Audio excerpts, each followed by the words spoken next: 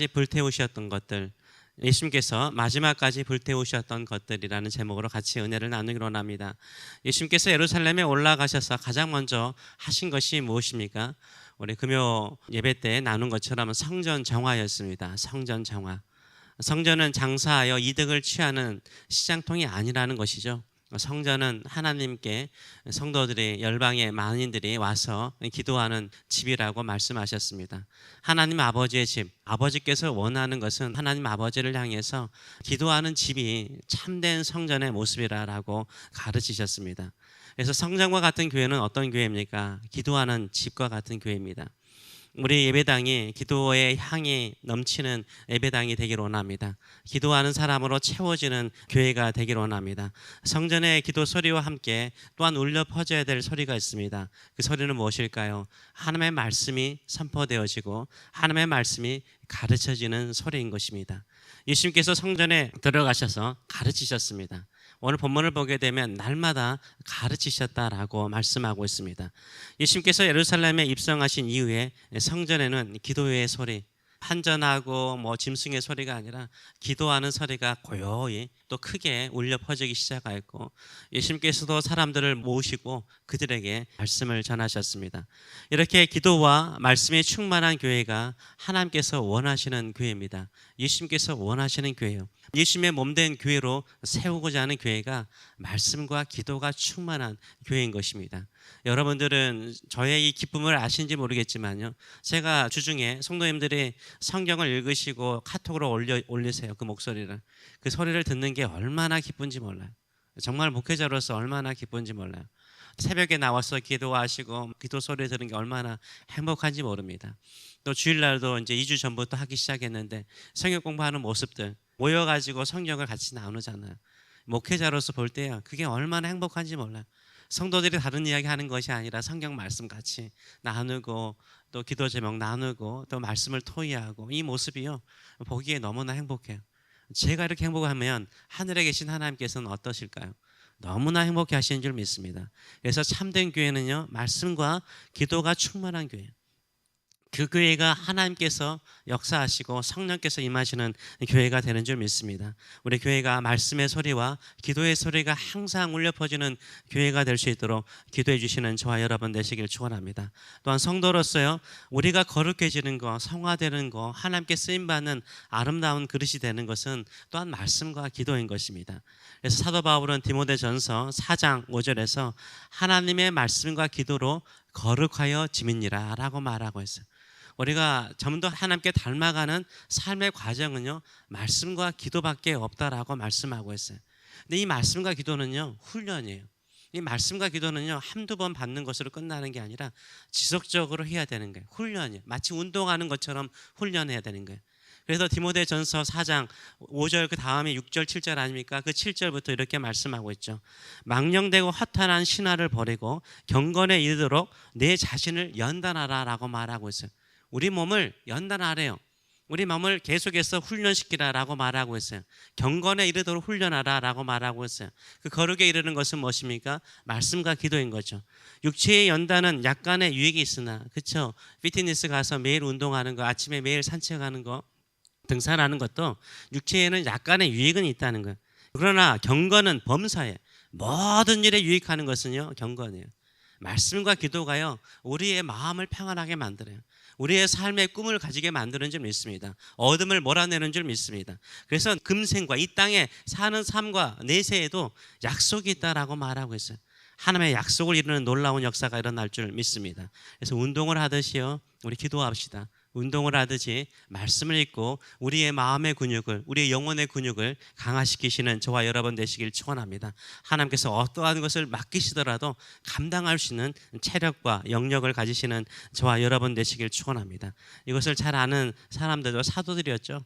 초대교회 사도들도 구제하는 일로 여러 가지 교회에 어려운 일이 생기니까 사도 베드로가 하는 말이 무엇이었습니까? 우리는 말씀과 기도에 집중하겠다라고 말해요. 사도행전 6장 4절 말씀 보게 되면 우리는 오로지 기도하는 일과 말씀 사역에 힘쓰노라 라고 말하고 있어요. 우리가 할 일은 말씀과 기도라고 말하고 있습니다. 그들의 능력이 말씀과 기도에 있는 것을 알고 있기 때문인 것이죠. 그래서 예수님께서 예루살렘 성전에서 날마다 하신 것이 가르치셨어요. 무엇을 가르치셨나 우리가 되게 궁금해하는데, 예수님께서는 처음부터 시작하실 때 하나님의 나라를 선포하셨어요. 하나님의 나라. 하나님의 나라가 어떤 나라인가? 하나님의 나라가 어떻게 이루어지는가? 하나님의 나라가 어떻게 완성되어져 가는가? 하나님의 나라의 백성은 어떻게 사는가를 가르치셨죠. 그 핵심이 바로 산상수훈이죠. 산상수훈에 나와 있는 그 모든 것들이요, 하나님의 백성들이 어떻게 살아야 되는가를 가르치고 계시는 것입니다. 어느 지역을 옮길 때마다 본 강사님들이 같은 내용들을 계속 반복하잖아요. 그래서 사도들은요, 이 제자들은요 애웠어요. 왜냐하면 자주 들으니까. 성전에 모였던 사람들이 이 당시 유월절을 지키기 위해서 각 처에서 온 사람들이잖아요. 디아스포라 유대인들이 와서 듣고 있잖아요. 그때 예수님께 다시 또 산상수훈과 하나님의 나라에 대해서 가르치셨던 것입니다. 근데 이것을 가장 싫어하는 사람이 있었습니다. 바로 외식주의자들, 대제사장이라든가 율법 교사들이 불만이 많았습니다. 왜냐하면 그들은 형식을 강조했거든요. 율법적인 것을 강조했거든요. 아니, 예수님은 내면을 강조했어요. 사랑을 강조하셨어요. 하나님의 나라를 이루는 것을 강조하셨어요. 근데 그들은요, 성전에서 특권층으로서 있으면서 이득을 취하는 자가 되었어요.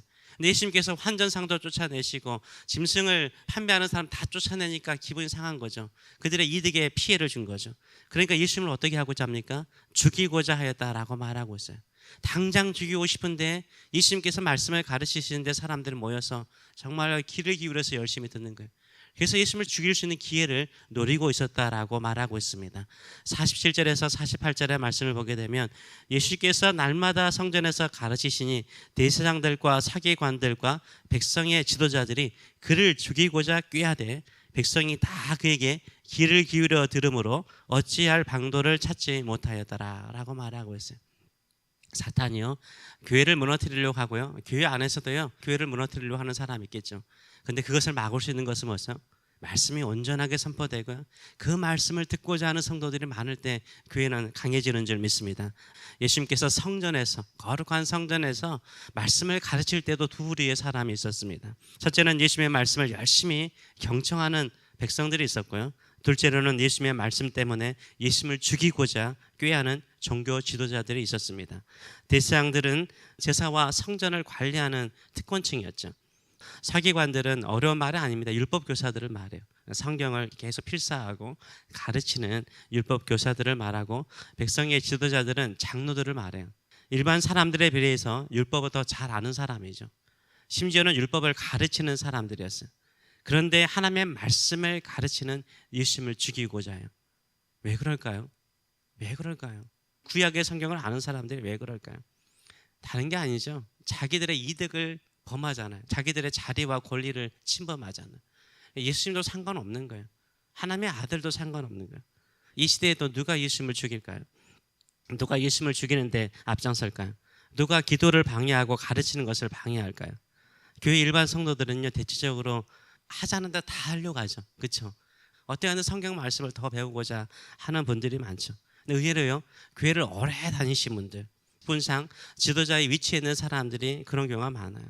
이미 배웠는데, 이미 성경 다 아는데, 이미 성경 읽어봤는데, 성경 공부 해봤는데 왜 해야 되냐고 이렇게 말하는 경우도 있어요. 오히려 성경 공부를 하는 것보다 다른 것을 더 하자라고 말하는 사람도 있을 수 있죠. 기도하는 것보다 더 액티브하게 하는 것이 더 낫지 않을까라고 생각하는 사람도 있습니다. 근데 예수님께서요, 마지막 시간에 지금 며칠밖에 안 됐어요. 6월절에 올라오셨기 때문에 6월절에 어린 양으로 이제 금요일 날 주님께서 십자가에 달리시는 거예요. 이 며칠 사이에 예수님께서 집중해서 하는 것이 뭐예요? 성전을 정화해서 기도하는 성전으로 만들고 말씀을 집중적으로 가르쳤어요. 이게 예수님께서 하신 일이었어요. 날마다 아침에 가셨어요.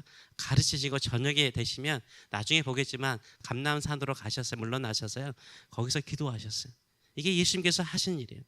우리도 마찬가지예요. 우리가 신앙생활하면서 성경을 알고 교회생활 오래 하다 보면 대제사장이 될 수 있어요. 장로들이 될 수 있어요. 율법교사가 될 수 있어요. 다 한다라고 생각하는데 자기의 이득이나 자기의 어떤 욕망을 위해서 교회생활을 할 수 있어요. 정말로 온전한 성전, 온전한 교회를 세우는 것은 뭡니까?